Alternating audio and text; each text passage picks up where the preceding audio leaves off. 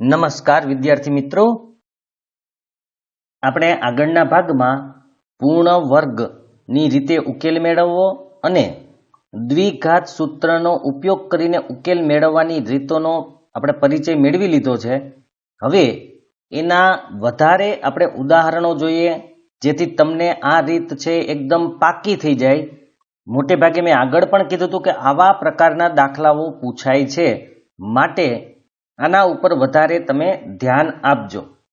તો 13મું આપણું જે ઉદાહરણ છે કે દ્વિઘાત સૂત્રનો ઉપયોગ કરી શક્ય હોય તો નીચેના દ્વિઘાત સમીકરણના બીજ મેળવો.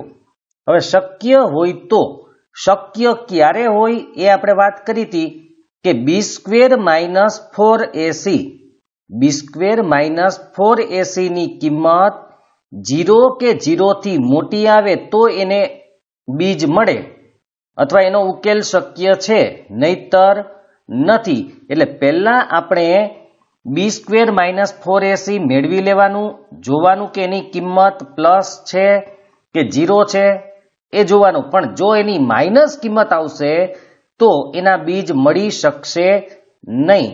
તો આપણે શરૂ કરીએ. પહેલો દાખલો, અહીંયા 3 દાખલા છે 13મા ઉદાહરણમાં. એમાં આપણે પહેલો દાખલો છે 3x² - 5x + 2 = 0. તો આપણે જોઈએ કેવી રીતે ગણીએ છીએ.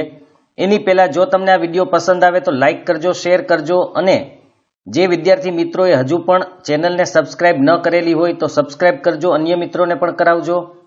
તો હવે આપણે દાખલો ગણીએ.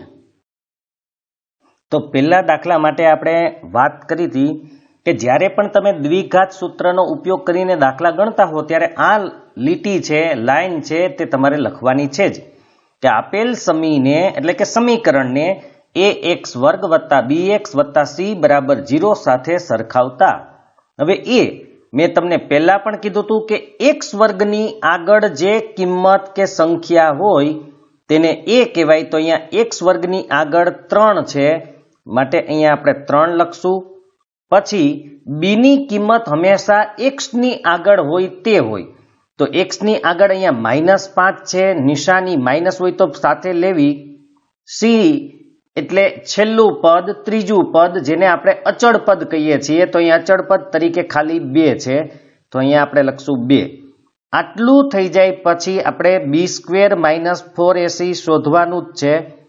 તો b² - 4ac બરાબર b એટલે -5² 4, એની કિંમત અહીંયા 3, c ની કિંમત અહીંયા 2, -5² 25, -4 તેરી 12, 12 દૂને 24. તો અહીંયા 24, 25 માંથી 24 જાય તો 1 વધે, અને 1 છે એ > 0 છે એટલે કે ધન છે, માટે એને ઉકેલ મળી શકે તેમ છે. તો હવે આપણે 2 ઉકેલ અહીંયા મેળવવાના છે. તો આપણે એનું સૂત્ર લખી નાખીએ. તો આ 2 તમારે સૂત્ર યાદ રાખવાના છે. x = -b વત્તા વર્ગમૂળમાં b² - 4ac છેદમાં 2a. અહીંયા પણ -b અને માઇનસ વર્ગમૂળની અંદર b² - 4ac છેદમાં 2a. હવે એની કિંમત જે છે તે આપણે મૂકી દઈએ. તો સૌથી પહેલા બરાબર હવે થોડું યાદ રાખવાનું છે, માઇનસના માઇનસ, અને b ની કિંમત આપણને જે મળેલી હતી એ પણ કેવી હતી? તો એ પણ માઇનસ છે. જુઓ તમે, ખાસ ધ્યાન રાખજો, નિશાનીમાં ભૂલ ન કરતા. b ની કિંમત પણ અહીંયા માઇનસ છે અને b ની કિંમત આગળ માઇનસ હોય જ. તો હવે શું કરવાનું? તો પહેલા આ માઇનસના આ માઇનસ અહીંયા લખ્યા. હવે b ની કિંમત -5 છે એટલે એને કૌંસમાં લખવું પડે, વત્તા b² - 4ac ની કિંમત આપણને ઉપર જ મળી ગઈ, એ છે 1. b² - 4ac ની કિંમત કેટલી છે? તો કે 1. એટલે અહીંયા આપણે લખશું 1 છેદમાં 2 ગુણ્યા એની કિંમત આપણને મળી હતી 3, એટલે અહીંયા 3 લખશું. આ બરાબર આમનામ રાખશું જ. એ પછી બરાબર ઓછે ઓછે વત્તા 5 ના 5 ઓછે ઓછે વત્તા √1 વર્ગમૂળ 1. 1 નું કંઈ પણ મૂળ કાઢો એક જ રહે, એટલે કે અહીંયા 1. અને 2 ગુણ્યા 3 એટલે 6. તો બરાબર 5 વત્તા 1 એટલે 6 અને 6 ભાગ્યા 6 એટલે 1 જ આવશે. તો એક આપણને બીજ મળી ગયું, એક ઉકેલ મળી ગયો. હવે એ જ રીતે અહીંયા આપણે સાથે સાથે જ આ કરતું જવાનું છે. જ્યાં જ્યાં સ્ટેપ આવે ત્યાં આપણે 2 લાઈન કરી દેશું, મતલબ કે અથવા જ છે હજુ. તો અહીંયા પણ એ જ રીતે કિંમત, પેલા માઇનસના માઇનસ, બીની કિંમત પણ -5 માઇનસ વર્ગમૂળમાં 1 આવશે, કારણ કે b² - 4ac ની કિંમત 1 મળી હતી આપણને. 2 ગુણ્યા a ની કિંમત આપણને 3 મળી હતી. હવે બરાબર ઓછે ઓછે ફરીથી એ જ વસ્તુ સેમ ટુ સેમ 5 માઇનસ 1 નું વર્ગમૂળ 1, 2 તેરીને 6. હવે આગળ વધીએ તો 5 માંથી 1 જાય તો કેટલા વધે? તો કે 5 માંથી 1 જાય તો 4, એના છેદમાં 6. અહીંયા છેદ ઉડી શકે એમ છે. 2 દુ 4 અને 3 દુ 6. તો બીજું શૂન્ય આપણને 2 ના છેદમાં 3 મળી ગયું. તો આ રીતે આપણે દ્વિઘાત સૂત્રનો ઉપયોગ કરી અને ઉકેલ મેળવી શકીએ છીએ. તો આ રીત ફરીથી યાદ રાખજો. જ્યારે દ્વિઘાત સૂત્રનો ઉપયોગ આપણે કરવાનો હોય ત્યારે પેલું ax² + bx + c સાથે સરખાવી દેવાનું. એના ઉપરથી abc આપણે મળી જશે. ત્યાર પછી b² - 4ac મેળવવાનું. જો એની કિંમત 0 કે 0 થી મોટી હોય, એટલે કે ધન હોય કે 0 હોય કોઈ પણ ચાલશે, પણ ઋણ ના હોવી જોઈએ, તો આપણને 2 બીજ મળી શકે. તો 2 બીજ માટે આપણે આ સૂત્ર મૂકવાના છે. સૂત્રમાં કિંમત મૂકી સાદુરૂપ આપશું એટલે આપણને 2 બીજ અહીંયા મળી ગયા. હવે આપણે આગળનો જે દાખલો છે તે જોઈએ. આનો ઉદાહરણ 3 નો બીજો દાખલો. તો આપેલ સમીને ax² + bx + c બરાબર 0 સાથે સરખાવતા આપણને રકમ આપેલી છે x² + 4x + 5 બરાબર 0. હવે આપણે વાત થઈ હતી કે a ની કિંમત એટલે શું? તો a એટલે x² ની આગળ હોય તે. x² ની આગળ કંઈ દેખાય છે? તો કે ના. તો જ્યારે કંઈ ન હોય ત્યારે કેટલા હોય? તો કે 1. b ની કિંમત x ની આગળ હોય. x ની આગળ કોણ છે? તો કે 4. માટે b બરાબર 4. c બરાબર છેલ્લું અથવા અચળ પદ, જેને આપણે 5 અહીંયા છે એ લખશું. તો આ 3 પદ મળી જાય પછી આપણે કામ કરવાનું છે b² - 4ac શોધવાનું. આની કિંમત આપણે ધન અથવા શૂન્ય મળે તો ચાલશે. તો b ની કિંમત અહીંયા 4 છે, માટે 4 નો વર્ગ માઇનસ 4 ના 4, એની કિંમત 1 અને c ની કિંમત 5 એટલે કે 5. 4 નો વર્ગ 16 માઇનસ 4 × 5 = 21. એક તો ન લેતો હાલે, ન લ્યો તો પણ ચાલે, કારણ કે ગુણાકાર છે. તો 4 × 5 = 20. હવે 16 માંથી 20 ન જાય તો 20 માંથી 16 જાય તો કેટલા વધે? તો કે 4. નિશાની મોટાની એટલે માઇનસ. આ તો માઇનસ આવ્યા, 0 કરતા નાના કહેવાય.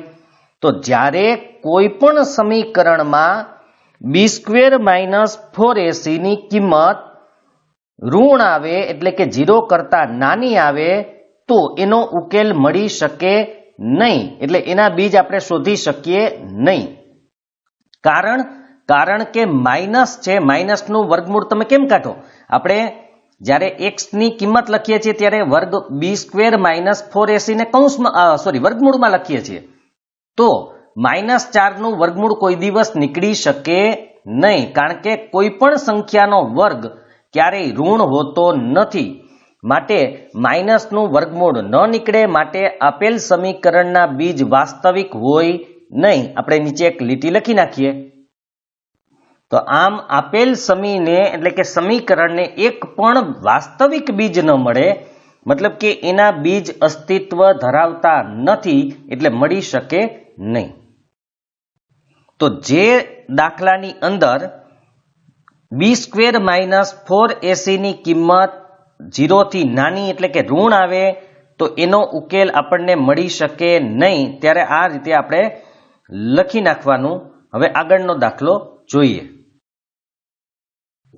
તો તો અહીંયા આપણને ત્રીજું સમીકરણ છે એ આપેલું છે 2x² માઇનસ 2√2x વત્તા 1 બરાબર 0.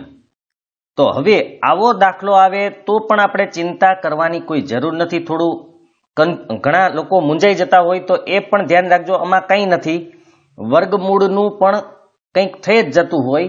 એટલે હવે પહેલા તો આપણે ax² વત્તા bx વત્તા c બરાબર 0 સાથે એને સરખાવી દઈએ. તો પેલા એની કિંમત આપણને મળશે. એની કિંમત કેટલી મળશે? તો કે x² ની આગળ કોણ છે? તો કે x² ની આગળ તો 2 છે, માટે અહીંયા 2 આવશે. b ની કિંમત x ની આગળ હોય તે, x ની આગળ કોણ છે? તો કે 2√2, તો પણ માઇનસ છે એટલે -2√2 લખશું. અને c બરાબર છેલ્લું અથવા અચળ પદ એટલે કે 1 છે, માટે આપણે 1 લખશું. તો આ રીતે આપણે ત્રણેય લખાઈ જાય પછી b² માઇનસ 4ac. જો આનાથી તમને દ્રઢીકરણ થશે, એટલે કે દાખલાઓ છે એ આમ એકદમ બેસી જશે, દ્રઢ થઈ જશે કે આમાં દર વખતે આટલું જ કરવાનું છે. પહેલા abc, પછી b² માઇનસ 4ac ની કિંમત શોધી લેવાની. જો એ 0 કે 0 થી મોટી આવે એટલે કે ધન આવે તો ઉકેલ મળે, નહીતર ન મળે. તો અહીંયા આપણે b² માઇનસ 4ac કરીએ.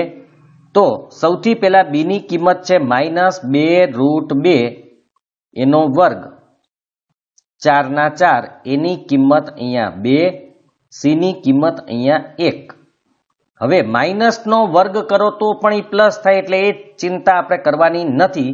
હવે વર્ગ કરવાનો છે 2√2 નો.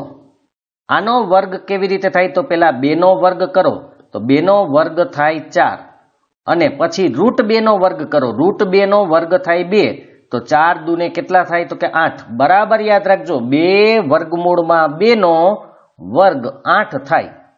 બરાબર યાદ રાખજો, 2√2 એનો વર્ગ 8 થાય. આપણે 9માં પણ અમુક આવી ગયા છે આવા ઉદાહરણો. તો હવે એટલે વર્ગ કરવાના. તો અહીંયા આપણે લખશું 8 માઇનસ 4 દુ 8 એકા 8, એટલે કે 8 જ વધશે. તો 8 માંથી 8 જાય તો 0. તો એનો મતલબ કે આનો ઉકેલ મળી શકે. આપણે શું કીધું? 0 કે 0 થી મોટી આવે તો ઉકેલ મળે, માટે આને ઉકેલ મળી શકે તેમ છે.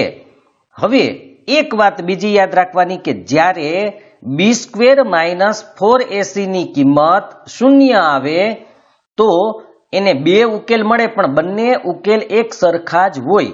બરાબર યાદ રાખજો, બંને ઉકેલ એક સરખા જ હોય. શા માટે? તો હું તમને ટૂંકમાં પહેલા સમજાવી દઉં, પછી આપણે એનો ડાયરેક્ટ ઉકેલ મેળવી શકશું. તો અહીંયા આપણે, અથવા તો તમે કિંમત લઈને પણ કરી શકો, પણ પહેલા હું તમને સમજાવી દઉં છું કે x બરાબર આપણે જે કિંમત મૂકીએ છીએ -b વત્તા b² માઇનસ 4ac, આ એક કિંમત આપણે આવી મૂકીએ છીએ છેદમાં 2a. હવે b ની ને a ની કિંમત તો મૂકશું, પણ b² માઇનસ 4ac ની કિંમત તો 0 આવી, માટે અહીંયા આપણે 0 લખશું. હવે 0 નું વર્ગમૂળ 0 જ થાય, એટલે એ તો ઉડી ગયું. વધ્યું કેટલું? -b એના છેદમાં 2a.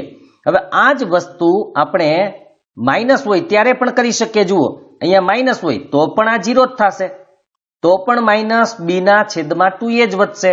એટલે કે b² માઇનસ 4ac ની કિંમત 0 હોય ત્યારે તમે લખો કે ન લખો કોઈ ફરક પડતો નથી, માટે બે જ વસ્તુ આપણી પાસે વધે, એક -b અને એના છેદમાં 2a.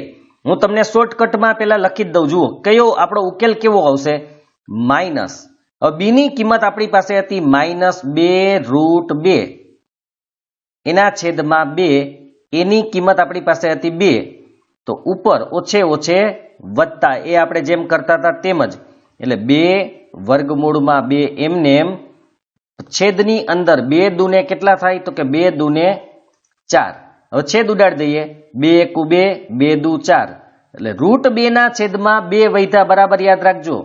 તો આપણે ખબર છે, અત્યારે હું તમને સમજાવવા માટે આટલું લખું છું, પછી તો આપણે ડાયરેક્ટ લખી શકશું. ઉપર √2, 2 એટલે તો કે √2 ગુણ્યા √2 થાય કે ન થાય? અડધો ગુણ્યા અડધો બરાબર આખો. તો અહીંયા √2 ઉડી ગયા તો વધ્યું કેટલું? ઉપર કંઈ ન વધ્યું એટલે 1, નીચે √2. તો આપણને જે બે બીજ મળશે એ બંને બીજ 1/√2 હશે. તમે અલગ કરીને મેળવો તો પણ ભલે અને ભેગા કરીને મેળવો તો પણ ભલે.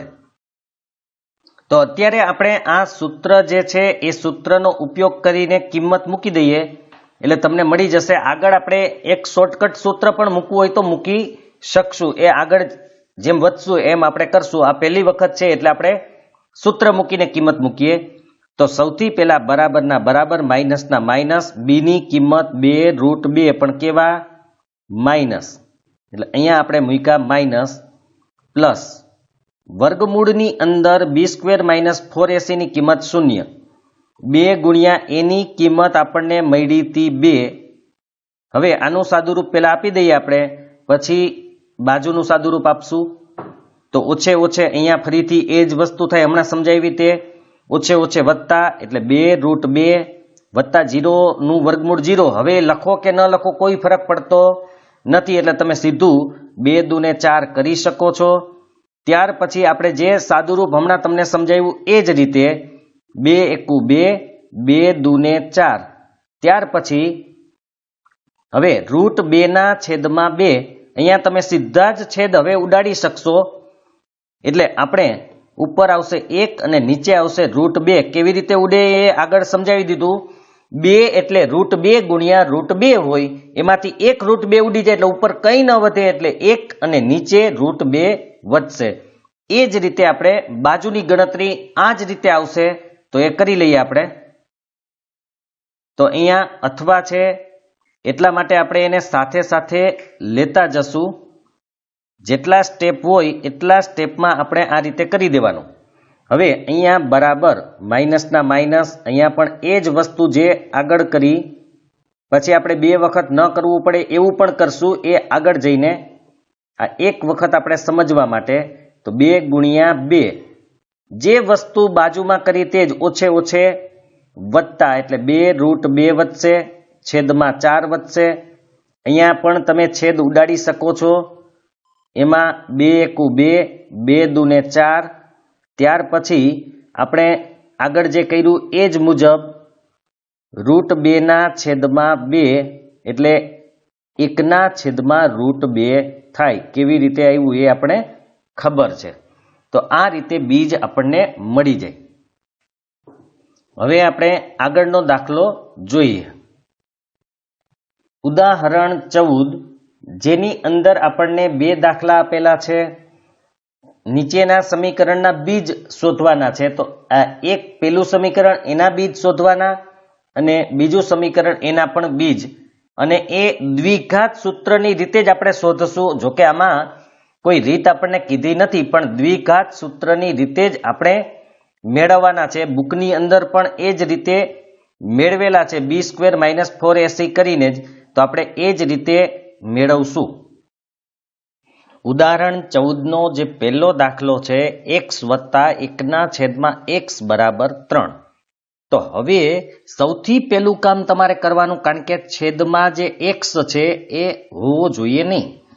તો છેદ સરખા કરો. જેના છેદમાં જે નથી એને ગુણી દો. મતલબ કે જેના પણ છેદમાં x નથી એને ગુણવાના છે.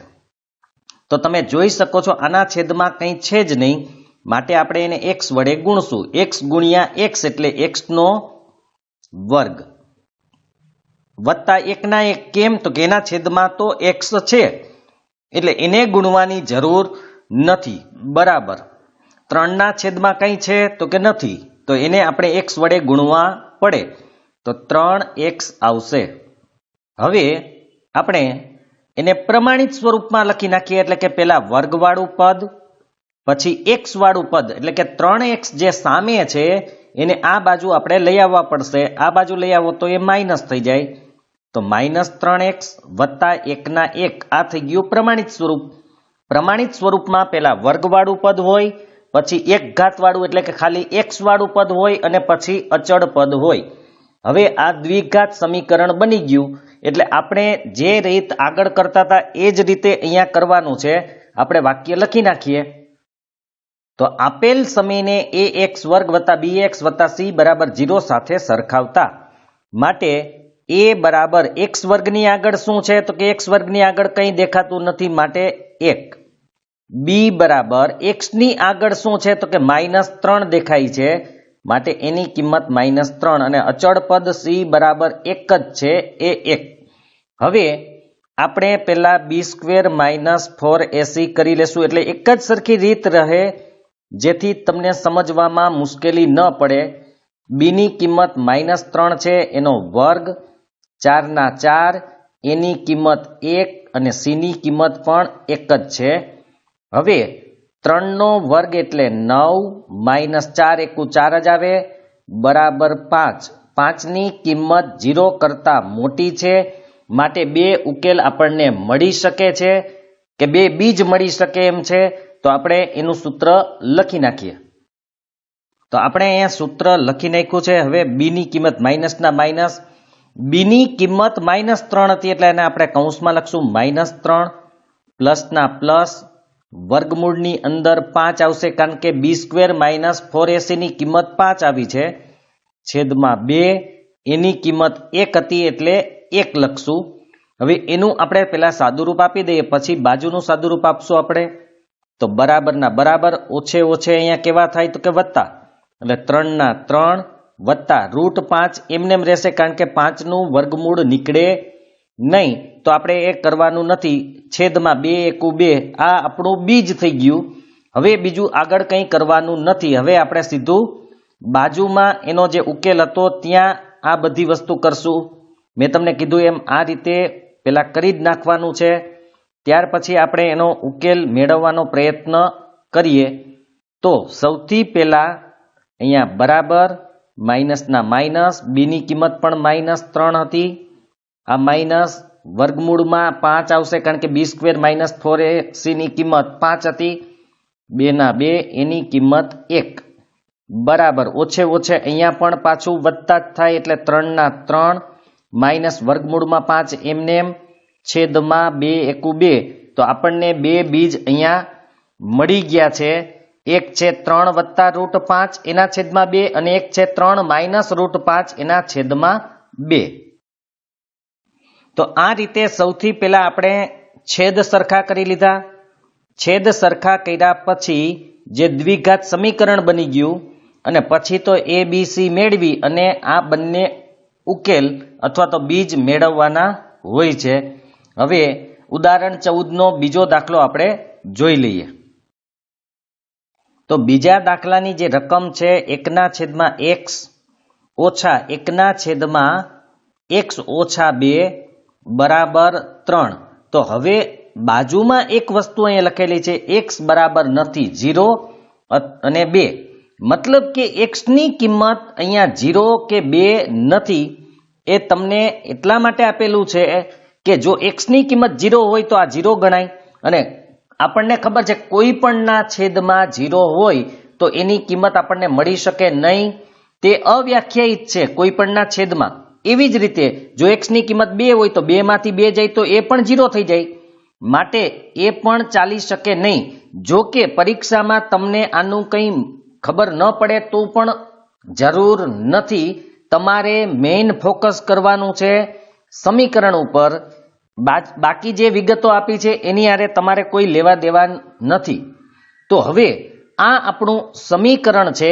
પેલા સમીકરણમાં આપણે છેદ સરખા કરશું. જેના છેદમાં જે વસ્તુ નથી એના વડે આપણે ગુણવાના છે.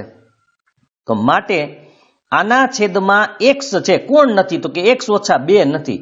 તો આપણે એને x ઓછા 2 વડે ગુણશું એટલે x ઓછા 2 1 વડે અહીંયા એક જ છે એટલે કોઈ પ્રોબ્લેમ નથી, સીધા x ઓછા 2 વડે ગુણી દેવા.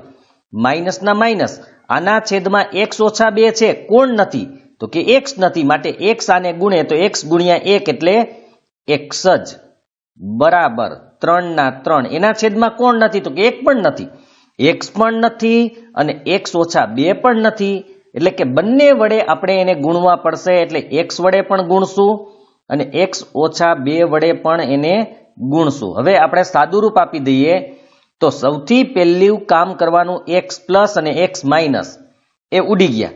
કારણ કે એક જ બાજુએ પ્લસ માઇનસ હોય તો ઉડે, એ આપણે આગળ પણ વાત કરેલી હતી. માટે વધ્યું કેટલું, તો કે -2 બરાબર 3/3 x ગુણ્યા x એટલે x નો શું થાય, વર્ગ. તો 3x વર્ગ ઓછા 3 દુને 6, તો 6 અને x ના x, 3 દુ 6 x ના x. હવે -2 ને આપણે આ બાજુ લઈ આવીએ તો એ પ્લસ થઈ જાય, માટે 3x વર્ગ -6x વત્તા 2 બરાબર 0. આ થઈ ગયું આપણું દ્વિઘાત સમીકરણ. તો હવે આપણે જે આગળ રીત કરીએ છીએ એ મુજબ રીત કરીએ તો આપેલ સમીકરણને ax વર્ગ વત્તા bx વત્તા c બરાબર 0 સાથે સરખાવતા તો એની કિંમત a એટલે x વર્ગની આગળ કેટલા છે, તો કે 3. b એટલે x ની આગળ કેટલા છે, તો કે -6.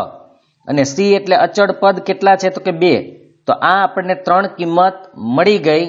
આ 3 કિંમત મળી જાય એટલે આપણે b² - 4ac કરવાનું જ છે. તો b² - 4ac, b એટલે -6 એનો વર્ગ -4/4 એની કિંમત 3 અને c ની કિંમત 2. હવે માઇનસનો વર્ગ પણ પ્લસ થાય એટલે 6 નો વર્ગ 36. ત્યાર પછી 4 તેરી 12 દુને 24, 36 માંથી 24 જાય તો 12 વધે. બરાબર યાદ રાખજો, કારણ કે 12 દુ 24 ને 12 તેરી 36 એટલે કે 12 નો જ તફાવત છે. માટે 36 માંથી 24 જાય તો 12 વધે, જે 0 કરતા મોટા છે એટલે કે ધન છે. માટે 2 ઉકેલ આપણને મળશે. તો આપણે લખી નાખીએ. તો આ આપણે x ની 2 કિંમતો અહીંયા લખી નાખી છે. હવે આપણે કિંમત મૂકતા જઈએ તો સૌથી પહેલા તમને ખબર છે માઇનસના માઇનસ, b ની કિંમત -6 હતી વત્તા b² - 4ac ની કિંમત આપણને મળી છે 12, એના છેદમાં 2 ગુણ્યા એની કિંમત આપણી પાસે હતી 3. હવે આપણે સાદુરૂપ આપી દઈએ એનું. તો આ સાદુરૂપમાં બરાબર ધ્યાન દેજો, પેલા તો ઓછે વત્તા થઈ જાય એ ખાસ ધ્યાન દેજો. એટલે 6 વત્તા √12. ખાસ યાદ રાખજો, 12 નું વર્ગમૂળ નીકળે નહીં, પણ આપણે એક નિયમ છે કે કોઈ પણ સંખ્યાનું વર્ગમૂળ જેટલું નીકળે એટલું કરવું. તો 12 નું વર્ગમૂળ ન નીકળે પણ 12 ના એવા 2 ભાગ પાડો કે એકનો તો નીકળે જ, એક ભાગનું નીકળે. તો 12 ના કેટલા ભાગ પડે, તો 12 × 12 એટલે એ તો પૂરું થઈ ગયું. 6 દુ 12 તો 6 નું નીકળે, તો કે ના. 2 નું નીકળે, તો કે ના. તો 4 તેરી 12 તો 4 નું નીકળે, તો કે હા. તો 12 ના એવા 2 ભાગ પાડવા કે જેથી એકનું વર્ગમૂળ નીકળે, બીજાનું ન નીકળે તો ચાલશે. તો 4 તેરી 12 માંથી 4 નું નીકળશે, માટે આપણે વર્ગમૂળમાં લખશું 4 ગુણ્યા 3 એના છેદમાં 2 તેરીને 6. હવે વિદ્યાર્થીઓ શું ભૂલ કરે છે એ ધ્યાન રાખજો, જે ભૂલ તમારે કરવાની નથી. આ 6 ઉડે નહીં. શા માટે ન ઉડે? જો અહીંયા સરવાળો છે, ગુણાકાર હોત ને તો ઉડે. ત્યાં નિશાની છે એ સરવાળાની છે, ગુણાકારની હોત તો ઉડી શકે, પણ સરવાળો કે બાદબાકી હોય તો ઉડી શકે નહીં, માટે ઉડાડવાનું નથી. તો હજુ શું કરવાનું, તો કે આપણે એનું સાદુરૂપ આપવાનું છે. તો સાદુરૂપ આપણે આપી દઈએ. બરાબરના બરાબર 6 ના 6. 4 નું વર્ગમૂળ કેટલું નીકળે, તો કે 2, એટલે જેવા 12 નીકળશે એટલે 2 થઈ જશે. 3 નું ન નીકળે એટલે એને એમને એમ રાખશું છેદમાં 6. હવે જોવાનું કે ઉપરથી કઈ કોમન નીકળી શકે એમ છે, તો કે હા, અહીંયા 6 છે ને અહીંયા 2 છે, બંને બેકી સંખ્યા છે, માટે 2 કોમન નીકળે. તો 2 કોમન કાઢીએ તો 6 એટલે 2 તેરી 6 હોય, એમાંથી આપણે એના 2 કાઢી લીધા તો કેટલા વધે, તો કે 3 વધે. તો આપણે લખશું 3 વત્તા અહીંથી 2 કાઢી લીધા છે તો કેટલા વધશે, તો કે √3 વધશે. બરાબર છે. હવે છેદની અંદર અહીંયા 6 છે, છેદની અંદર 6 છે. હવે છેદ ઉડાડીએ, 2 × 2, 2 તેરીને 6. તો હવે વધ્યું કેટલું? તો એ આપણે લખી નાખીએ, ઉપર વધ્યું છે 3 વત્તા √3 એના છેદમાં પણ 3. વળી પાછું મેં કીધું એમાં 3 ઉડશે નહીં, ધ્યાન રાખજો. એટલે આપણે એ એમનેમ રાખવાના છે. તો આ એનું એક બીજ છે. આવી જ રીતે આપણે બીજું બીજ શોધી લઈએ. તો બરાબરના બરાબર, વળી પાછી એ જ વસ્તુ, માઇનસના માઇનસ, બીની કિંમત -6. અહીંયા માઇનસ, ખાલી આટલો જ ફરક આવશે, બાકી બધું એમનેમ. અહીંયા 12 છેદમાં 2, એને ગુણ્યા એની કિંમત આપણને મળી 3, બરાબર માઇનસ માઇનસ પ્લસ થાય એટલે 6, -12 આપણે 2 ભાગ પાડશું, 4 તેરી 12, કેમ કે એકનું વર્ગમૂળ નીકળે, એકનું ન નીકળે, છેદમાં 2 તેરીને 6.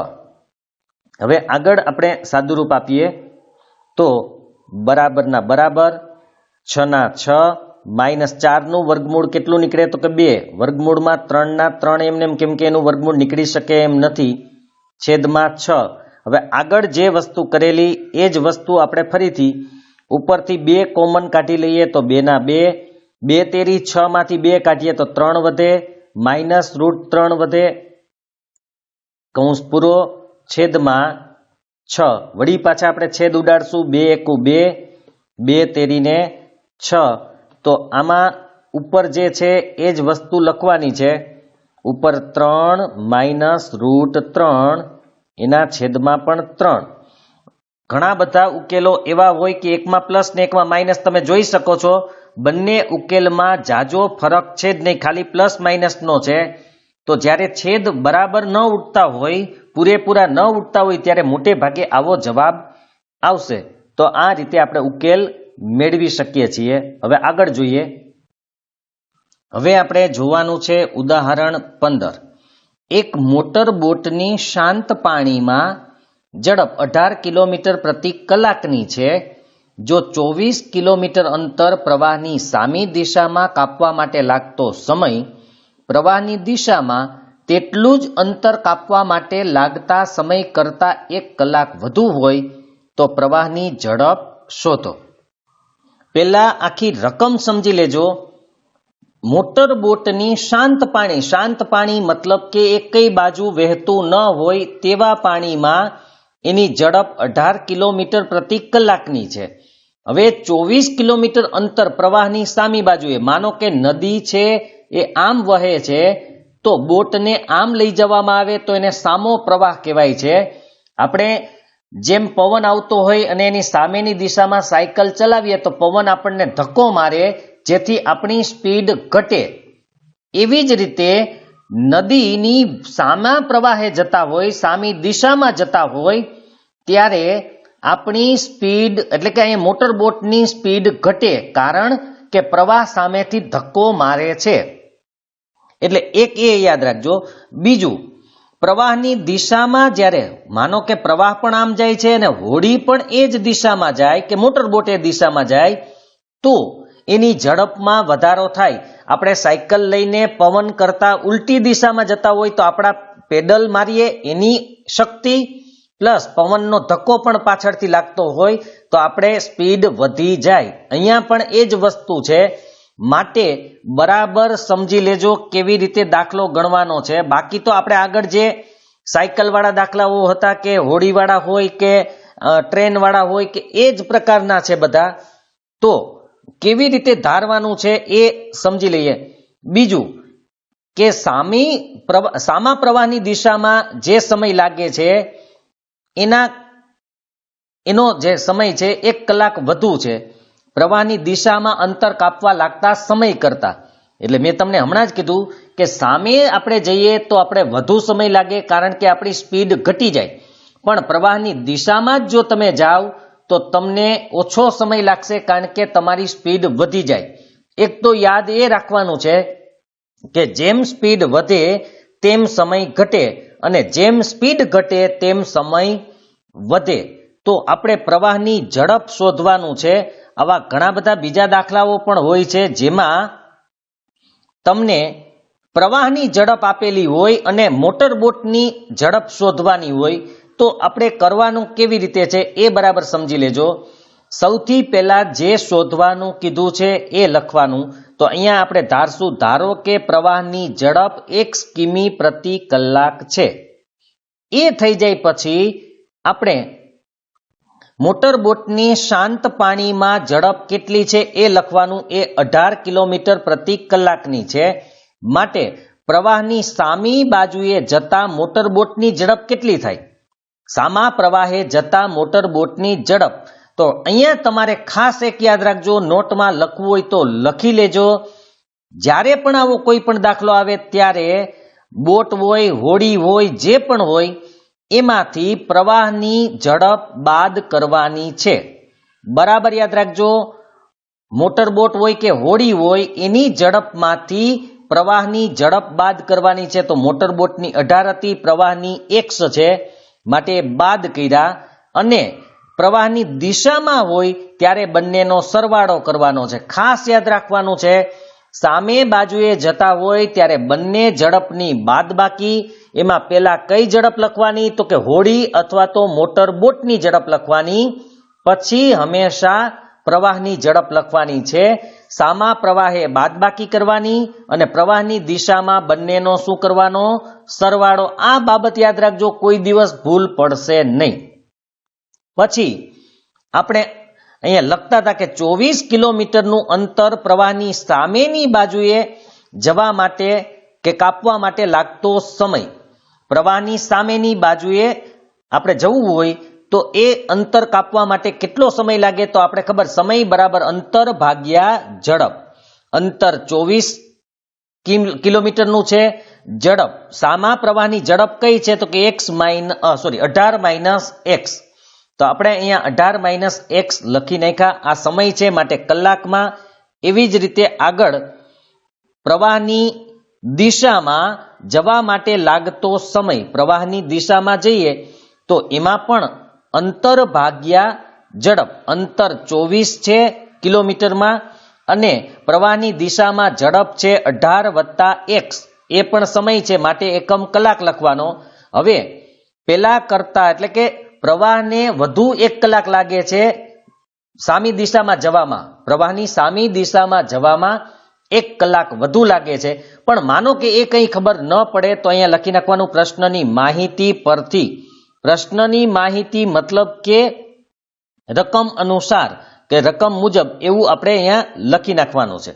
તો પ્રશ્નની માહિતી પરથી મેં તમને કીધું હતું કે હંમેશા યાદ રાખજો, વધુ સમયમાંથી ઓછો સમય તમારે બાદ કરવાનો હોય.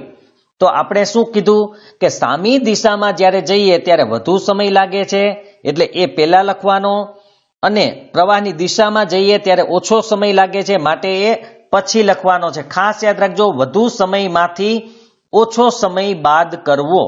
બીજું એક વસ્તુ પણ યાદ રાખવી હોય તો યાદ રાખજો કે જેના છેદમાં માઇનસ આવેલા હોય, જો અંશ બેયનો સરખો જ છે, ખાસ યાદ રાખજો અંશ સરખો હોવો જોઈએ પહેલા તો જ્યારે અંશ સરખો હોય અને જેના છેદમાં માઇનસ હોય એ હંમેશા મોટો સમય હોય અને જેના છેદમાં પ્લસ હોય એ હંમેશા નાનો સમય હોય. આ તમે તમારી નોટબુકમાં નોંધ કરીને લખી શકો છો. પરીક્ષા સમયે વાંચવાથી આ તમને કામ લાગશે. બરાબર યાદ રાખજો, જેના છેદમાં માઇનસ આવેલું હોય તે વધુ સમય હોય, જેના છેદમાં પ્લસ હોય તે ઓછો સમય હોય. તો વધુ સમયમાંથી ઓછો સમય બાદ કરો. બરાબર કેટલા સમયની વાત હતી? તો કે 1 કલાકની, માટે 1 કલાક અહીંયા લખેલું છે. હવે આને સાદું રૂપ આપવાનું છે. જેના છેદમાં જે નથી તેના વડે ગુણી દો. માટે 24 જે આ બાજુના 24 છે તે આને ગુણશે, કારણ કે એના છેદમાં 18 + x નથી, માટે 24 × 18 + x. એવી જ રીતે આ 24 છે એ 18 - x ને ગુણશે, કેમ કે એના છેદમાં નથી એટલે માઇનસના માઇનસ, 24 ના 24, 18 - x. હવે એકના છેદમાં કંઈ નથી માટે એને બંને વડે ગુણવું પડે. માઇનસ વડે પણ ગુણવાના, પ્લસ વડે પણ ગુણવાના. હવે આનું તમે સાદું રૂપ આપશો એટલે સીધું તમને સમીકરણ મળશે. પણ સીધું સમીકરણ તો મળે નહીં, તો આપણે કેવી રીતે કરશું એ હું તમને અહીંયા લખીને સમજાવી દઉં કારણ કે આ ગણેલું હતું અને વ્યવસ્થિત છે એટલા માટે મેં અલગથી ગણેલું નથી. તો આપણે પેલા સાદુરૂપ આપી દઈએ. તો સૌથી પહેલા અહીંયા 24 ગુણ્યા 18 એટલે આવશે 432. 24 ગુણ્યા 18 એટલે 432 પ્લસના પ્લસ 24x ને ગુણે એટલે 24x. એવી જ રીતે માઇનસના માઇનસ પાછા 24 ગુણ્યા 18 એટલે 432 અને ઓછે ઓછે વત્તા 24 ગુણ્યા x એટલે 24x બરાબર સામેની બાજુએ એકવાર માઇનસ ને એકવાર પ્લસ છે. તો જ્યારે એકવાર માઇનસ ને એકવાર પ્લસ હોય ત્યારે પહેલા પદનો વર્ગ ઓછા બીજા પદનો વર્ગ કરવો. તો પહેલું પદ એટલે 18 નો વર્ગ છે 324 માઇનસ બીજા પદનો વર્ગ એટલે કે x વર્ગ થાય. તો આ રીતે પેલા સાદુરૂપ આપી દઈએ.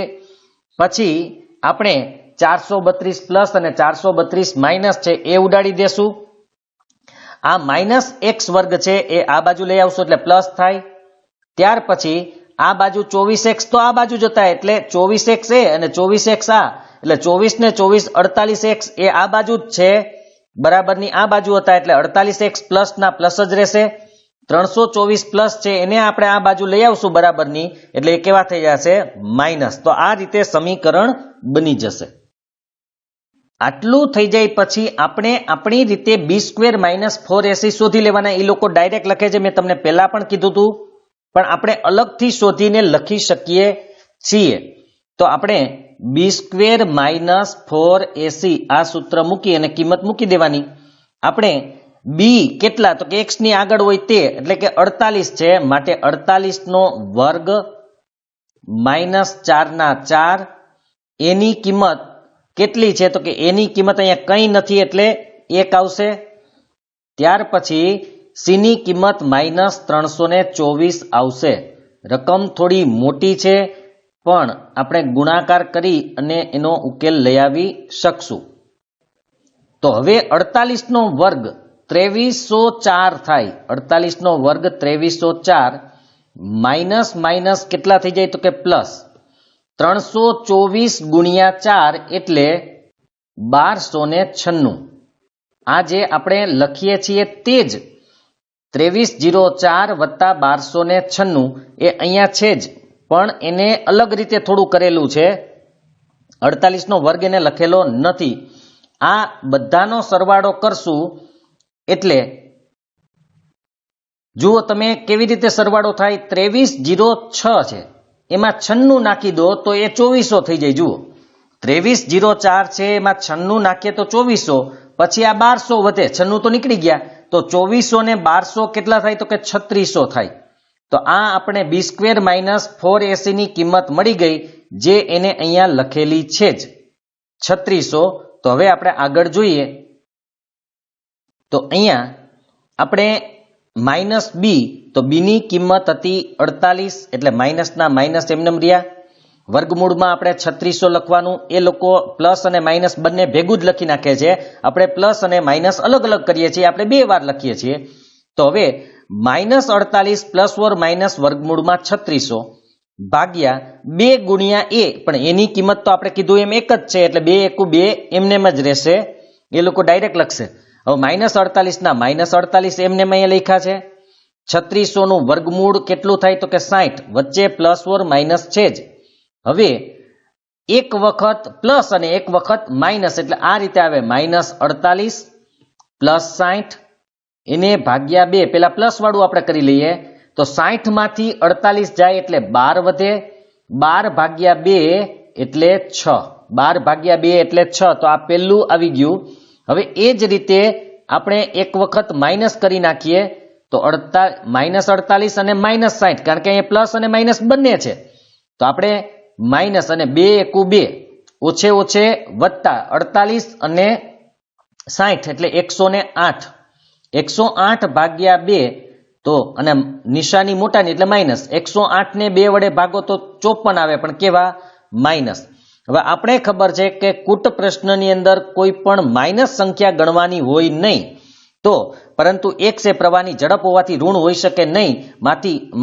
આથી બીજ x બરાબર -54 ને અવગણતા x બરાબર 6 મળે, એટલે કે પ્રવાહની ઝડપ છે 6 કિલોમીટર પ્રતિ કલાક.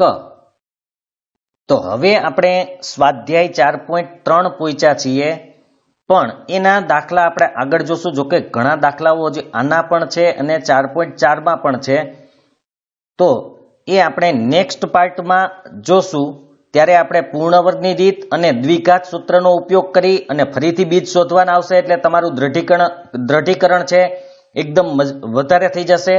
અને એ ઉપરાંત એમાં કૂટ પ્રશ્નો પણ આપેલા છે, એ લગભગ 11 સુધીના કૂટ પ્રશ્ન છે 4 થી, તો એ પણ તમને આવડી જશે. એમાં આપણે અવયવીકરણ અથવા દ્વિઘાત સૂત્ર કોઈ પણનો ઉપયોગ કરીને કરી શકશું. જે આપણને સરળ લાગે એ રીતે આપણે કરશું. તો નેક્સ્ટ પાર્ટમાં આપણે સ્વાધ્યાય 4.3 ના દાખલા ગણશું.